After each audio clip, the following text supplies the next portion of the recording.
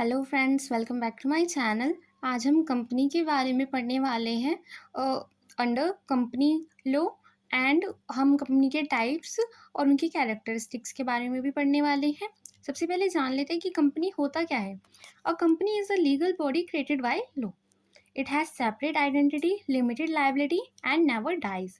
यानी कि कंपनी एक कानूनी संस्था होती है जो कानून द्वारा बनाई जाती है। इसकी अलग पहचान होती है, सीमित देनदारी होती है और यह समाप्त नहीं होती।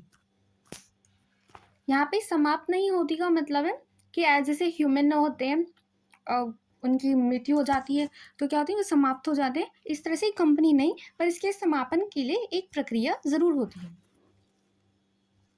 उसके बाद इसकी विशेषताएं या फीचर्स क्या होते हैं।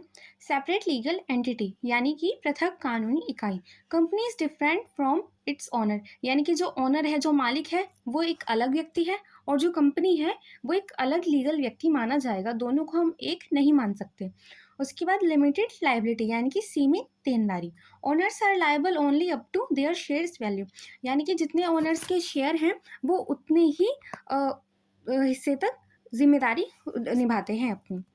उसके बाद आती है प्रीसेप्चुअल सक्सेशन यानी कि निरंतर उत्तराधिकार। Company keeps existing even before और इवन इफ ऑनर्स चेंज, यानी कि अगर मालिक बदल भी गया, उसका ऑनर बदल भी गया, तब भी कंपनी एग्जिस्ट करेगी, यानी कि तब भी कंपनी जारी रहेगी। उसके बाद आता है आर्टिफिशियल लीगल पर्सन यानी कि कृत्रिम कानूनी व्यक्ति। It works like a person in law not in reality, यानी कि कानून के तौर पर तो ये व्यक्ति है पर असल में ये व्यक्ति नहीं है। जो कंपनी है उसको कानून की नज़रों से अगर देखा जाए तो वो व्यक्ति ही माने जाएगी। अब ये सब जो हमारे इसके फैक्टर्स आते हैं, ये सब आते हैं सेक्शन 220 के अंतर्गत कंपनी लॉ के। इसके बाद आते हैं types of companies under company act 2013, यानी कि कंपनी अधिनियम 2013 के अंतर्गत कंपनियों के क्या क्या प्रकार होते हैं। Companies are group based on ownership, liability and control, यानी कि स्वामित्व, देनदारी और नियंत्रण के आधार पर कंपनियों को विभाजित किया जाता है।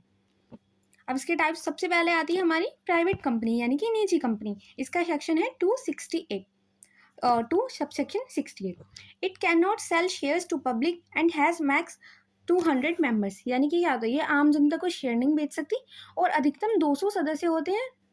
जो कम से कम होते हैं वो होते हैं 2 सदस्य। अब प्राइवेट कंपनी क्या है, जो सरकारी कंपनी नहीं है। अब उसके बाद आती है पब्लिक कंपनी यानी कि सार्वजनिक कंपनी। अभी आती है सेक्शन 2 सबसेक्शन 71 के अंतर्गत।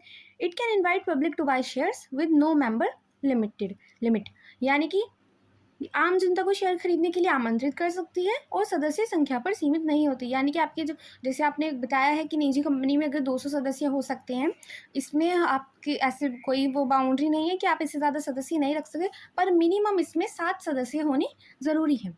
यानी कि जो हमारी प्राइवेट कंपनी है उसमें हमारे मिनिमम कितने होने चाहिए, 2, और जो हमारी पब्लिक कंपनी है उसमें मिनिमम होने चाहिए 7। अब इसके बाद आती है 1 पर्सन कंपनी या फिर OPC, एक व्यक्ति कंपनी। यह आती है सेक्शन 2 सब सेक्शन 62 के अंतर्गत। It has only 1 member and is ideal for solo business, यानी कि इसमें सिर्फ एक सदस्य होता है और एकल व्यवसाय के लिए उपयुक्त होती है। यानी कि जहाँ पर एक ही व्यक्ति पूरा बिजनेस कंट्रोल करता है वही हमारी OPC कहलाती है। उसके बाद आती है कंपनी लिमिटेड बाय गारंटी, यानी कि जो कंपनियां गारंटी द्वारा सीमित होती हैं।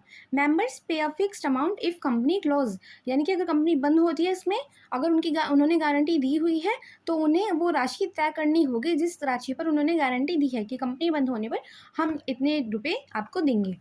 उसके बाद आती है कंपनी लिमिटेड बाय शेयर, यानी कि यहाँ पे क्या होता है, यहाँ पे liability is limited to unpaid amount on share, यानी कि जब तक आपने अपने शेयर पर बकाया राशि नहीं दी है वहाँ तक आपकी लाइबिलिटी रहेगी, यानी कि आपको अपने शेयर पर बकाया राशि देनी होगी।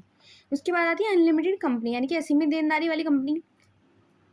Members have full responsibility for debts, यानी कि जो सदस्य होते हैं उनकी देनदार कंपनी के पूरे कर्जे तक होती है, यानी कि जो उनकी देनदारी है वो कंपनी का पूरा कर्जा उन्हें चुकाना पड़ेगा, तब तक वो उनके डेब्टर्स माने जाएंगे। उसके बाद आते हैं conversion of public company into private company and vice versa, यानी कि सार्वजनिक कंपनी का निजी कंपनी में और उसका परिवर्तन, यानी कि public company can become private company by changing documents and getting approval. जो पब्लिक कंपनी होती है वो अपनी जो अपनी कंपनी है उसको प्राइवेट कंपनी में बदल सकती है। उसके लिए कुछ रेगुलेशंस होते हैं, रूल्स होते हैं। और जो प्राइवेट कंपनी है वो अपने ना अगर नाम जैसे होते हैं ना प्राइवेट लिमिटेड, जो पब्लिक कंपनी है वो सिर्फ लिमिटेड लगाती है, जो प्राइवेट कंपनी है वो सिर्फ वो लगाती है प्राइवेट लिमिटेड। तो अगर वो अपनी company can become public by removing restriction and following process, यानी कि जो रेस्ट्रिक्शंस हैं उनको हटाकर और प्रक्रिया जो भी है उसको पूरा प्रोसेस करके एक प्राइवेट कंपनी भी पब्लिक कंपनी बन सकती है। और इसके लिए जो सेक्शन होता है वो आता है सेक्शन 14। उसके बाद आते हैं formation, promotion and incorporation of companies, incorporations, कंपनियों का गठन, प्रवर्तन और पंजीकरण। Company formation involves planning, documentation and registration, यानी कि कंपनी गठन में योजना, दस्तावेजीकरण और पंजीकरण शामिल होते हैं। यानी कि कंपनी कैसे बनाई जाती है, सबसे पहले हम क्या करेंगे, प्रवर्तन। सबसे पहले हम एक आइडिया के साथ आएंगे कि हम कंपनी बना रहे हैं। Business idea is created and then the plan is made to start the company, यानी कि सबसे पहले क्या विचार बनाया जाता है और कंपनी शुरू करने के लिए योजना बनाई जाती है। उसके बाद आती है नेम अप्रूवल, यानी कि नाम की स्वीकृति। इसके लिए आपको रजिस्ट्रार के पास जाना होगा कि हमने ये नाम चूज़ किया है, आप देख लीजिए कि क्या ये सभी रूल्स के अंतर्गत सही है, और फिर हम उससे मंजूरी ले लेंगे कि हम इस नाम से कंपनी बना रहे हैं। उसके बाद डॉक्यूमेंट प्रिपरेशन, यानी कि हम क्या करेंगे, दस्तावेज तैयार करेंगे। उसके लिए क्या होता है, important papers like memorandum of association and article of association. इसके बारे में मैंने अपने वीडियो पहले से ही चैनल पर डाली हुई है, वो आप देख सकती हैं, उनको तैयार किया जाता है। उसके बाद फिलिंग विद ROC, यानी कि जो भी डॉक्यूमेंट्स हैं हमारे, जो भी हमारी पहचान पत्र हैं, वो हम सब क्या करेंगे, रजिस्ट्रार के पास जमा करेंगे। उसके बाद इनकॉर्पोरेशन सर्टिफिकेट, यानी कि जो हमने अपने जमा करा दिए, हमारे डॉक्यूमेंट सही है, तो उसके बाद वो क्या करेंगे, पंजीकरण करेंगे, रजिस्ट्रेशन करेंगे और हम उसका सर्टिफिकेट लेंगे। और उसके बाद बिजनेस हम अपना स्टार्ट कर सकते हैं। After getting certificate the company starts working, यानी कि हमें जब सर्टिफिकेट मिल जाए, हमने अपने डॉक्यूमेंट सब जमा करा दिए थे, उस बेस पर उन्होंने हमें दे दिया है और सर्टिफिकेट, उसके बाद हम आप नॉर्मल कंपनी अपना काम स्टार्ट कर सकती हैं। अगर आपको private company and public company के बारे में डिटेल वीडियो चाहिए तो आप कमेंट कर सकते हैं, वो वीडियो आपको चैनल पर जल्द ही मिल जाएगी। Thank you for watching, keep studying.